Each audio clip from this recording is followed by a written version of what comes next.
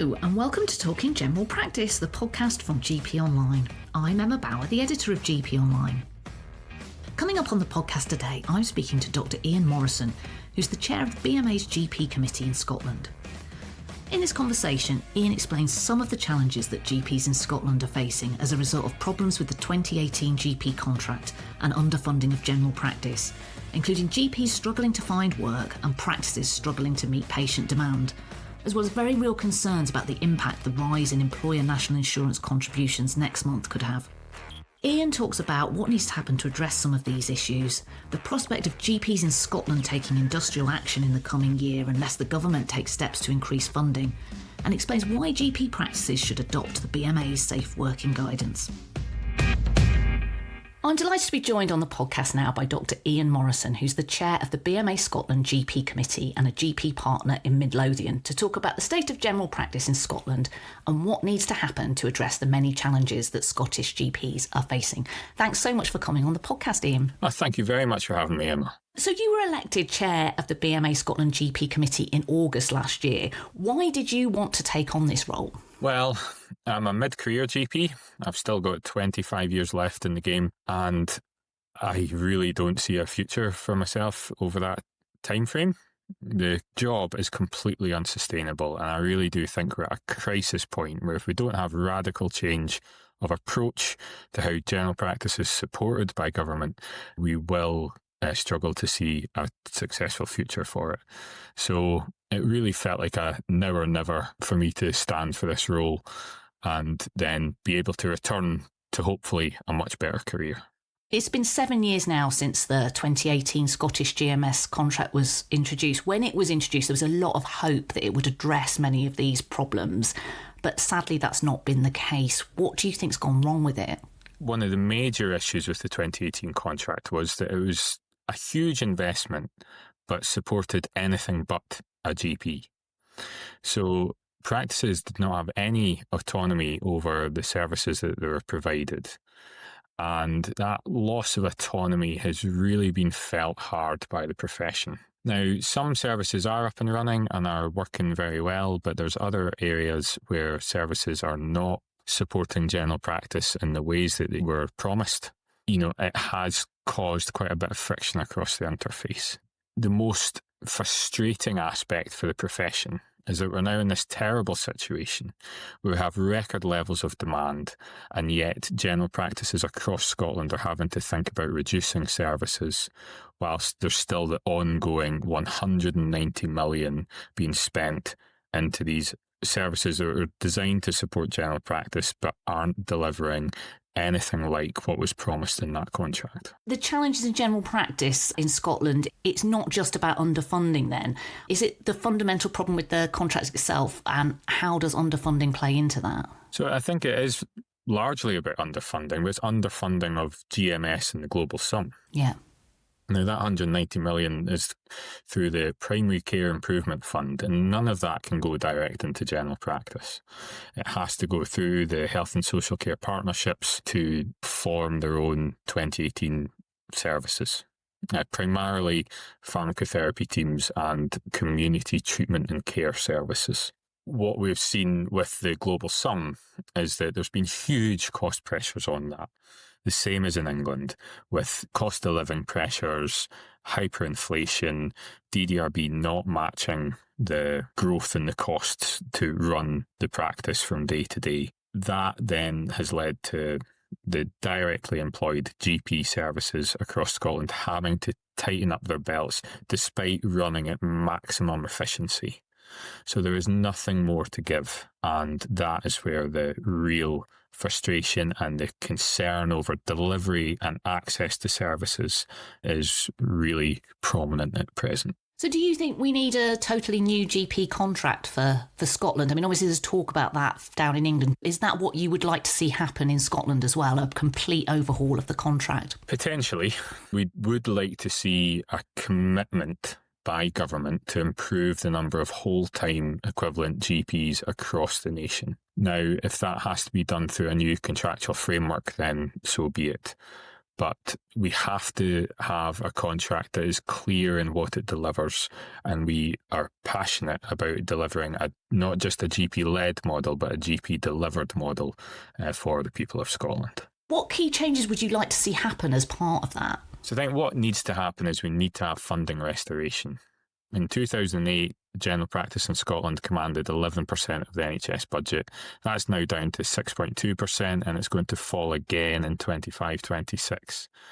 So radical overhaul of how resources are distributed within the NHS with a shoring up of general practice has to happen in order for us to not just stabilise initially, but then realise the potential of general practice to do far more for the patient community and develop a far more efficient NHS. We talk about on the podcast a lot, and we write about on GP Online a lot, about the jobs crisis in England that's kind of happened over the past 18 months or so.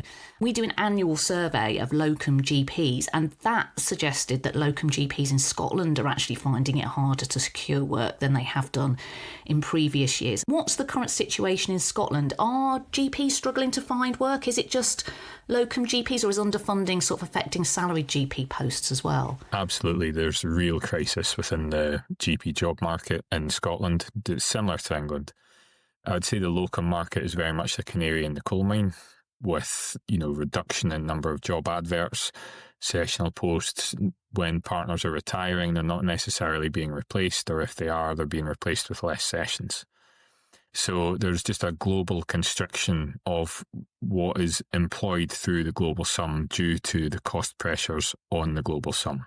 Scotland's even more dependent on the global sum for GP employment than England, with 75% of GPs still being partners north of the border. So we do see real concern amongst GPs just earning enough of an income to survive, let alone get the reward for their career that they should have.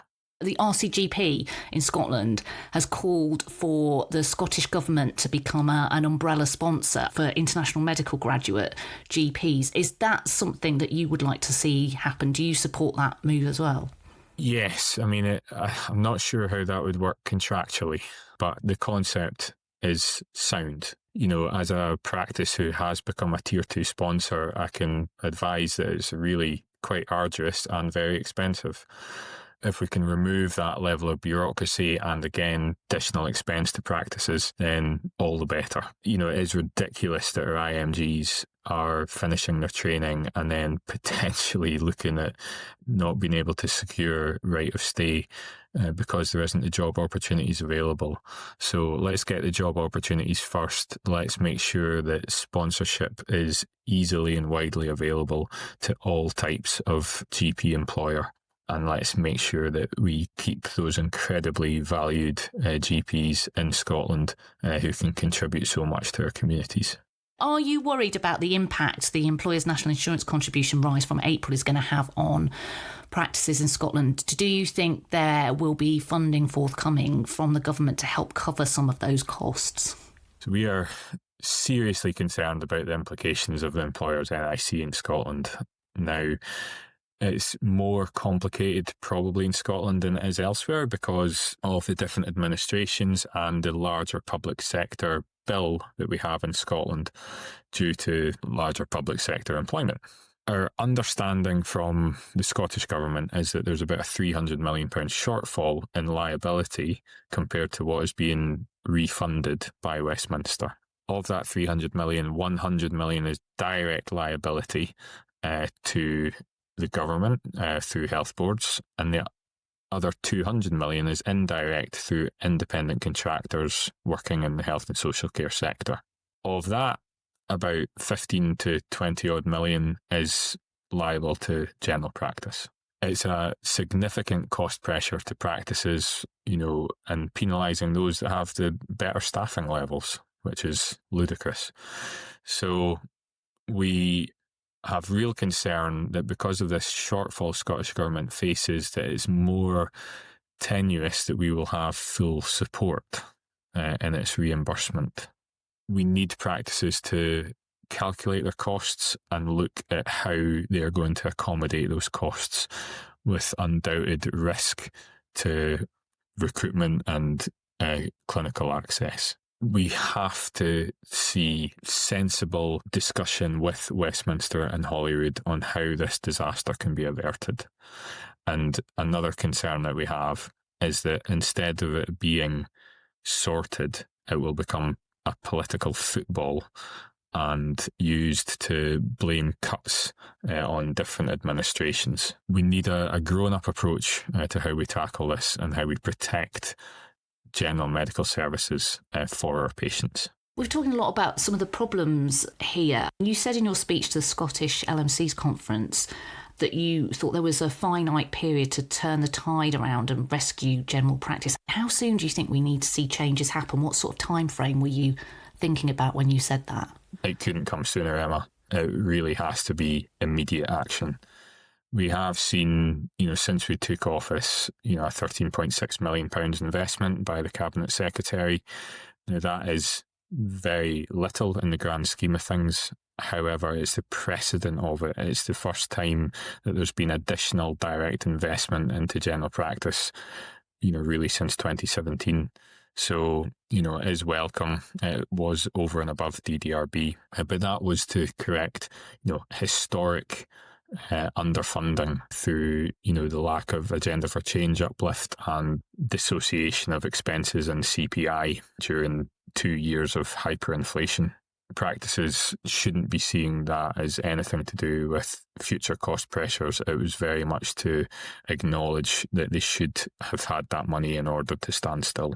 In that speech, you were talking about morale is pretty bad amongst GPs in Scotland, particularly since the 2024-25 GP contract was introduced. So that contract saw practices receive an uplift that was supposed to give GPs and practice staff a 6% pay rise at the same time as consultants and resident doctors got around an 11% pay increase. Is that a big reason behind this fall in morale, do you think? What have you been saying to ministers when you're discussing that with them? The disparity between our hospital colleagues and ourselves just drives home the fact that we feel completely undervalued, despite all the political chat about moving care into the community. Constant referencing of primary care as the solution. Now, we all know general practice is the absolute linchpin of primary care. So if we are to see that move and the transfer of resource, we have to have it backed up. And we also have to promote the prestige of general practice because it feels under assault ever since the 2004 contract. The resourcing has to change and we have to see that funding restoration back to the 11% level to make the career sustainable and attractive so all doctors can consider it as a future potential. The Scottish Government has previously said it wants to shift that funding away from hospitals and to the community, and it's what ministers have said for years and years and years, and it never seems to happen. Do you think there's any chance of that happening in the near to medium future in Scotland? I was involved in some roundtable discussions with the First Minister and the Cabinet Secretary just over a month ago, and on the back of those roundtable discussions, the First Minister committed to a shift of resource. But what he said was only new monies being focused on community and primary care and specifically general practice, which is the first time for a long time that the Scottish Government have made specific reference to general practice, not just primary care. So that is a welcome move. But if we're only talking about new monies moving, then it will take a generation to realise the gap. So we unfortunately do need to see resource shifting faster than that. If the system is to fulfil its potential, create all those downstream cost savings that we know can be done through a preventative agenda. Do you have any thoughts about how they could do that? It's a tough question, Emma.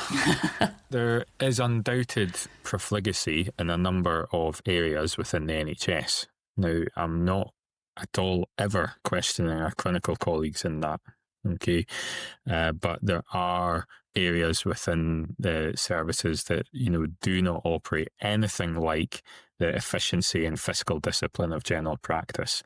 So there is a huge amount of cross-learning that could take place to improve existing services and bring them up to the disciplined levels of general practice.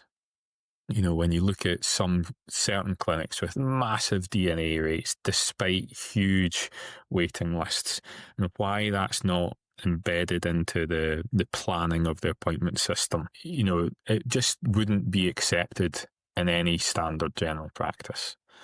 So without any significant reduction in staffing or anything, services could operate much more efficiently, which would free up downstream costs, which then could be passed back into general practice, and we would enter a much more positive cycle of fiscal discipline than the negative one that we're in just now, where we are providing end-stage interventions at a very late stage with higher complication rates and so forth. There's huge potential for improvement. We've talked about morale being in a bit of a bad way amongst GPs at the moment. So obviously there's a real concern that increasing numbers of GPs will leave the profession in the next few years. What can the Scottish Government do to improve GP retention? What would you like to see happen now, maybe aside from the funding? So as much as we want to see a transfer of resource, we want to see, an improvement in protection of the exposures that the GPs face. So we're very keen to see a model of direct reimbursement of non-negotiable expenses. So currently in Scotland, especially in the Lothian region, there's huge issues with service level agreements with boards to provide hard facilities management and soft facilities management. So your building repair and maintenance and your cleaning costs. Now, those costs have gone up massively. And that's all a significant cost pressure on the finite global sum, which then in turn reduces the ability to spend on clinical activity, reduces patient access, increases patient frustration. So all of that stress of having to manage these higher bills, managing the higher level of complaints and dissatisfaction, all falls on the GP partners, which makes it a really intolerable position. So if we can reduce some of the risk and then allow GPs to focus on provision of clinical services to, a higher level, and would improve morale massively. I know that the GP committee in England, they've been really pushing in the last sort of couple of years of negotiations for the option of limited liability partnerships for GPs. I mean, obviously, with such a higher proportion of the workforce in Scotland being partners compared with south of the border, is that something that you would like to see happen as well?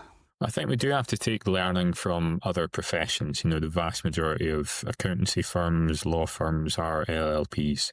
So if the lawyers are doing it, then, you do have to ask, why are we not? And, we've spoken about risk, and, those risks do seem to just be growing year on year. So I do think it's probably something we're going to see more of. And we have actually started discussions within the BMA about whether or not that's something that we should produce literature on, in terms of identifying the pros and cons of moving to such a model and how it could be done as seamlessly as possible. Obviously, with this different makeup of the way the profession is split between partnered, salaried and potentially locums in Scotland, do you find that young GPs recently qualifying, are they really put off from partnership because of all of the problems we've been talking about? I would say it's in a bit of constant flux. So with the current job situation, I think if a partnership was available, then it would have a huge amount of candidates because people are so keen on secure and regular income. But if we look back at just 2 or 3 years ago, then there was definitely a bit more reluctance in terms of going straight into partnership from completion of your training. I think that's entirely justified. I went straight from training into partnership, and you don't quite realise as a trainee just what a risk that is. Now, thankfully, I joined a wonderful partnership, but, things like being a GP leaseholder, being exposed to dilapidations and all that, those are things that nobody teaches you until you become the partner, and then you're landed with these incredible liabilities that can really jeopardise your sleep. We do need to have a better education, during the training of GPs about what it is to be a partner, what the risks are that you should look out for, how you mitigate those risks, be open and honest about everything partnership entails. I do think that the majority of GPs in training and first 5 GPs, even if not in partnership now, would probably like to be in partnership at some point in their career. I think it's really important that we protect that model, and I think we have to work with government to try and mitigate those risks we describe as much as possible. Much like the GP committee in England, you've been advising practices in Scotland to adopt safe working guidance. How can that help practices and GPs in their day-to-day work? I have been touring all the LMCs and, really encouraging the safe workload guidance as, just standard practice, because that is what it should be. We operate in a capitated model of funding. So to suggest that we should have an uncapitated level of access is just ridiculous. So we have to make sure that we safeguard our own well-being and that of our staff by employing the safe workload guidance. That is especially pertinent when we're in a reductionist model, with the assaults on global sum leading to staff reduction, recruitment freezes. If you don't employ the safe workload guidance, then all you will be left with is an even more pressurised system to work within that will just become intolerable. We have made slight tweaks to the workload guidance since we came into office in August, because we do respect the fact that a lot of GPs are put off by the concept of not getting to, their frail 89-year-old palliative patient who phones at 5 to 5.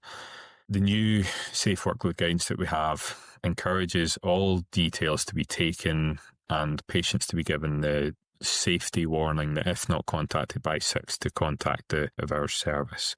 Now that still allows for GPs with capacity to go above and beyond as they do so time and time again where appropriate. So we do think that more practices are engaged in that. We've avoided the daytime NHS 24 doom loop where, if practices are diverted there, they're just diverted straight back to their own GP, even though their own GP is full. We've looked to mitigate that. I think more and more practices are taking it on in Scotland, and it's a real contagion because I've not met a single practice who has regretted it. The more confidence we build in deployment, then more and more practices accept it as the norm. And we are, getting plenty of acknowledgement that it is the right thing to do by not just practices, but also by other parties. Do you also have the same problem in Scotland with inappropriate workload transfer from hospitals to general practice? There has been, this slow creep over a number of years of just workload being transferred with no attachment of resource and all the liability fall into general practice. Now, I do think the profession is really wakening up to that, and there's a lot more pushback than there was before. I think one of the even faster growing areas of concern is the private medicine interface and the requests of general practice through that are also completely unsupported. And I do think that requires a UK-wide approach to how we negotiate that particular new work stream.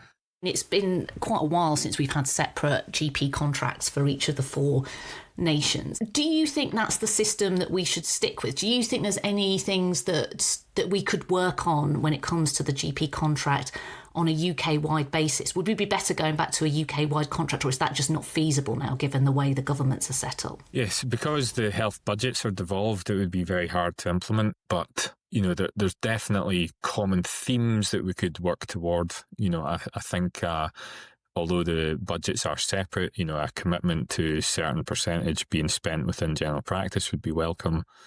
Look toward standardisation of GP availability to the population. So both England and ourselves are very keen to promote list sizes of 1,000 per whole-time equivalent. Shared best practice in terms of potential key performance indicators, or we have not had QOF since 2017 in Scotland, but there is some things that are undeniably good for patient care that we should be aiming to deliver. There is things that can be shared across the 4 nations for the best interest of the profession and the public. You talked a little bit earlier about some of that funding that the Scottish Government has promised general practice, so 13.6 million to help support recruitment of retention of GPs and an additional 10.5 million earlier on this year to help boost capacity and improve prevention. Is that money going to make much of a difference, do you think, or is it just too little? It's tiny, Emma. So the 13.6, like I said before, it was very much for historic under-resourcing. It should be seen as achieving nothing other than stabilisation of practices. The 10.5 that was announced in the Scottish budget was for new work. So it was for 2 new enhanced services, which were in negotiation with, one about cardiovascular disease prevention, one about frailty. So to spread 10.5 across 2 enhanced services, the ask has to be very small because it buys very little capacity in the system. So we're in the midst of negotiation about that, hopefully get that out in the next week or two to practices. So there was only £100 million of new money in that Scottish budget. So to get 10.5, 10.5%, is, a move towards addressing the historical disparity, but nowhere near enough. We have to be looking at more like 9-figure investment to stabilise Scottish general practice. Yeah, so I wanted to talk to you about, your push to get more money. BMA polling found last year that 2/3 of GPs in Scotland will be prepared to take industrial action and disrupt services. Are you planning to ballot GPs on industrial action? Is that the next step? So, unfortunately, as things stand and the level of anger within the profession, it does look like a road that we'll be going down. However, it's never too late for government to stop that. We are the solution to the perpetual NHS crisis. The sooner that's acknowledged, the sooner it's fully supported, then we could avoid that dispute. As it stands, with the multiple failures within the 2018 contract, the ridiculous situation we have with GP unemployment, underemployment at a time of record levels of demand, GPs are rightly outraged at what is going on, and we need to represent that fully. And what sort of timeframes would you be looking at, do you think, if you do decide to make that move? I have a meeting with Cabinet Secretary at the end of the month. We're going to be discussing the various issues. I would hope for a demonstration of action, not just acknowledgement. If that action is not enough, then we would consider formal dispute, and then if formal dispute is entered, then we will be balloting the profession. So the time frame for that will probably be into summer of 25. Do you think that the government will come through with something before it reaches that point? Because obviously it has settled with consultants, with resident doctors. I can't imagine it really wants to face a dispute with general practice now. Do you think it's likely to come through with something before it reaches that point? I desperately hope so. For my own lansoprazole use, I really do want to avoid industrial action. We really do need to see firm action and proper resourcing to those levels that I mentioned before. Not 10.5, but 9-figure is the level of change that we need. We've seen 55 million for Wales. We've seen 890 odd million for England. If the consequentials of that new money come to Scotland, then, that is 80 to 100 million potentially. There's clearly potential if there's political willingness. We need to see that enacted. We need to see rapid investment and shoring up of core general practice to stop the crisis that we're in. If it comes to that, it's really important to keep patients on side with that. Have you got a plan for how you would do that if it does come to this? Yep, so we're very inspired by the Save Our Surgeries campaign in Wales. I think that was very successful. Yeah. We will need to be getting out into all forms of media to, identify why services aren't what patients want and expect, and the fault of that is not their local general practice, but it's people with the purse strings and who decides on how things are resourced. We still provide 90% of NHS contact, with 6.2% of the budget. It's ludicrous just how incredibly efficient general practice is, but it's that efficiency that is now at absolute breaking point. So yes, patients have a right to be angered, and if we don't have radical redress, then services will be degraded further, which they will feel. They need to understand the reasoning behind that and direct their frustration appropriately to those in power, not to their local practice. If it does come to industrial action, have you had thoughts about what sort of action you would take, or is it too early to say that yet? It's very early to say that, Emma, but we have taken legal advice, and we're, in constant throes of discussion as a team and wider committee about what best approach to take. We we'll take the learnings from England as well in terms of what was been successful in collective action. We're very keen to, not really involve the safe workload guidance, because we do see that absolutely as business as usual. That's not an avenue we'll go down, but there's plenty other options available to us. Scotland is quite unique compared to some other parts of the UK, because parts of Scotland are really very, very rural, and there are lots of unique challenges that face general practice in those parts of Scotland. Can you explain what some of those challenges are and what you think could help solve them? For those not familiar with the Highlands, if you exclude Inverness, it's an area larger than Belgium with about 50,000 people. So delivering general medical services is a real challenge. The 2018 contract was always going to be difficult to implement in the remote and rural setting. There is option within the 2018 contract to still directly commission from remote and rural practices. And there's been, historical hesitancy towards that, which we are, looking to address. And, we see the delivery of those services by those GPs is not just vital for the community, but also a mechanism by which we can have better direct investment in the remote and rural GP framework. There's definitely opportunity to improve the situation. Also, if we, look towards a contract that really encourages and rewards lower list sizes, number of GPs per patient population, then the remote and rural community on the whole should definitely be significant winners in that, because the difficulty with them is not the size of the list, it's the distribution of the list within the landmass. So it is absolutely right that they have smaller lists. But, if we have a mechanism by which that is acknowledged and rewarded, then that should make the posts, more attractive. Do they need a separate contract, or do you just think it's just a matter of, like, as you talked through there, that there could still be one contract for Scotland? It just needs to work better for whether you're in an urban area in Glasgow or Edinburgh compared with if you're up in the middle of nowhere in the Highlands? I do believe that a single contract for Scotland is the best for the profession.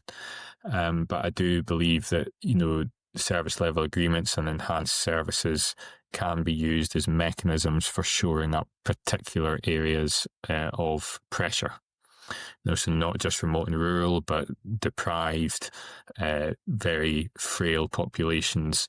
They can all benefit from, enhanced service frameworks, which allows for direct investment to improve clinical services for those particular communities. If we look at, focusing on areas of disease prevalence, then that would automatically help support areas of high deprivation. If we talk about frailty instead of talking about age, then that would definitely be of far more benefit to deprived communities who currently lose out significantly in Scotland through the inverse care law. Areas of high affluence tend to have much higher elderly population. That does bring its own pressures. The premature frailty is exclusive to the lowest 20% in Scotland in terms of deprivation. So, by addressing frailty as a concept rather than age would see better distribution of resource and acknowledgement of the pressures that practices face. You've been in this job since August last year, so less than a year, and we talked a lot today about the many, many challenges that you're trying to have to contend with. What's your feeling about the future? Do you feel positive, optimistic that things will get better for general practice in Scotland? Since taking office, we've gone from talking about the need to complete the delivery of the 2018 contract to a much more focused discussion on direct investment into general practice. Now, that has made me feel cautiously optimistic that our political leaders are listening and willing to change their approach, because the approach that was being undertaken was not working. I do have cautious optimism. I know that's what Katie Bramall-Stayner's also welcomed the English contract with. So it's shared. My hope is that we are actually at the bottom of the trough, and instead of looking down at how far we're going to fall, we might actually start looking up. And I really hope that we're about to see a new chapter and a generational change of attitude towards general practice and how we use it as the service to protect free universal healthcare. The relationships we have with government, despite being very frank and honest with the situation, remain positive. We will always look to engage with stakeholders from across government and the NHS to highlight the potential of general practice and at the same time describe the dire situation that we're in. We can do so much for the communities that we serve if we were properly resourced. But that resource has to come first to stabilise the current situation. Let's address GP unemployment, underemployment as a top priority, shore up global sum and start realising the GP whole-time equivalents across Scotland that we could employ if we had proper resourcing. That's brilliant. Thank you very much, Iain, for speaking to me today on the podcast. Thank you very much, Emma. It was a real pleasure, and thank you very much for having me. Well, that's it for this week. Thanks so much for listening, and thanks again to Iain for taking the time to talk with me. I'll be back next week, so please do join me then. In the meantime, don't forget you can keep up to date with all the latest news affecting general practice and access a wealth of other resources on our website at GPonline.com.